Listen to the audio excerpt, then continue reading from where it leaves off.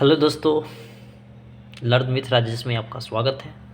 चलिए, बहुत दिनों से आप लोग कह रहे थे जैसे बिहार एसएससी इंटर लेवल का जो 12,199 पोस्ट आया है उसके लिए स्ट्रेटजी कुछ सिलेबस बता दीजिए सर। चलिए, मैं आपके लिए लेकर आया हूँ शानदार स्ट्रेटजी। तो फाइनल पोस्ट आ गया है बिहार एसएससी के लिए 12,199 पोस्ट है, जिसमें अभी 25 लाख आवेदन हो गया है। लमसम कहा जाए तो 204 कैंडिडेट पे एक पोस्ट आता है, यानी बहुत ज़्यादा है। इसके लिए आपको बहुत ज़्यादा हार्ड मेहनत करनी पड़ेगी, स्मार्ट स्टडी। तो अब टाइम बचा हुआ नहीं, तो आपको लमसम समझिए से मार्च में एग्ज़ाम होने वाला है। फर्स्ट वीक या मार्च में कभी भी हो सकता है। तो 70 या 75 डेज़ बचा हुआ। इस 70 और 75 डेज़ के लिए प्लानिंग अच्छी तरह से करनी होगी।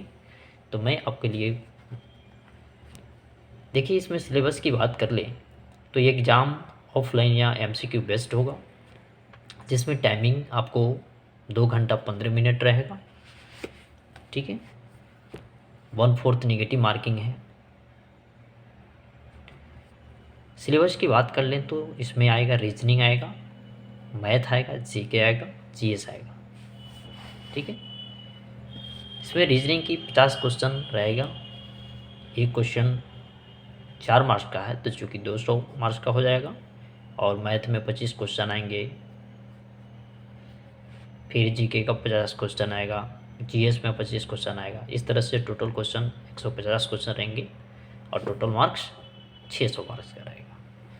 इसमें देखने वाली बात है से रीजनिंग और मैथ जो स्कोरिंग सब्जेक्ट है, इसमें आपको बहुत ज़्यादा अच्छी तरह से मेहनत करना पड़ेगा। इसमें अच्छा से पढ़ेंगे तो 100% मार्क आ सकता है। क्योंकि जीके में भी 50 क्वेश्चन है, तो जीके में आप कितने भी पढ़ लीजिए कम ही पड़ जाता है, कन्फ्यूजन में ही रहता है। मान लेते हैं 4 ऑप्शन हैं, 2 ऑप्शन आप ऑलरेडी एलिमिनेट करके छांट सकते हैं, पर 2 ऑप्शन जो बचता है उसमें बहुत ज़्यादा कन्फ्यूजन भी रहता है स्टूडेंट का। और रहा बात जीएस का, तो जीएस भी, लेकिन फाइनल आपको ध्यान देना है मैथ और रीजनिंग पे। मैथ और रीजनिंग आपको 100% मार्क्स दिला सकता है। उसके बाद जीके और जीएस पे ज़्यादा ध्यान दीजिए, ध्यान तो सभी पे देना है। तो चलिए, आज हम ज़्यादा कुछ नहीं कहेंगे, रीजनिंग और मैथ की सिलेबस की बात कर लेते हैं। तो मैथ में आपको एरिथमेटिक्स से ज़्यादा क्वेश्चन आ रहा है चैप्टर से। तो इसमें देख लेते हैं परसेंटेज हो गया, जो 4 क्वेश्चन पूछ जाएंगे। प्रॉफिट एंड लॉस से 3 क्वेश्चन, टाइम एंड वर्क से 3 क्वेश्चन आएंगे। स्पीड, टाइम एंड डिस्टेंस से आपको 1 क्वेश्चन आएंगे। उसी तरह एवरेज से ले लेते हैं तो 4 क्वेश्चन आएंगे। तो ये बहुत अच्छी बात है। एवरेज, परसेंटेज और profit loss, time and work, ये सब जो ज़्यादा मार्क्स वाले पहले उसको कंप्लीट कर लेने से आपको ज़्यादा हाथ में मिल जाएंगे। उसके बाद मिक्सचर है, रेशियो से, एसआई, एलसीएम एंड एचसीएफ से 2 क्वेश्चन आएंगे। और सिंप्लीफिकेशन से 2 क्वेश्चन या नंबर सिस्टम से 3 क्वेश्चन आएंगे। उसी तरह रीजनिंग की बात कर लेते हैं सिलेबस की। तो रीजनिंग में सिलेबस देखेंगे तो बहुत सारा चैप्टर है, चूँकि 50 क्वेश्चन आ रहे हैं रीजनिंग से। 50 क्वेश्चन आ रहे हैं तो रीजनिंग के lump sum most of all chapter हैं ही इसमें। एनालॉजी हो गया, सीरीज हो गया, क्लासिफिकेशन हो गया, ब्लड रिलेशन हो गया, डायरेक्शन हो गया, क्लॉक हो गया, सेटिंग अरेंजमेंट हो गया। उसी तरह ले लीजिए कैलेंडर का, कोडिंग का, सिलोजिज्म में। अभी सिलोजिज्म में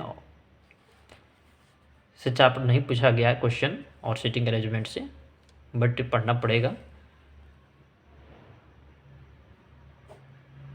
फिर उसी तरह इमेज हो गया, डाइस हो गया, पेपर कटिंग हो गया, फिगर काउंटिंग हो गया, ऑर्डर एंड रैंकिंग हो गया, नॉन वर्बल और इंटरसेक्टिंग मिसिंग भी पढ़ना पड़ेगा। मिसलेनियस कुछ होगा ना रहेंगे।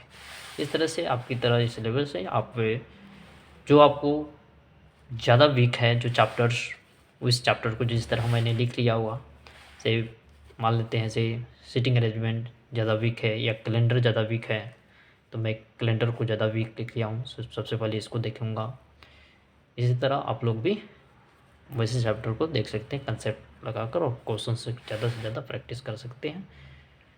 चलिए मिलते हैं फिर। Okay bye, see you.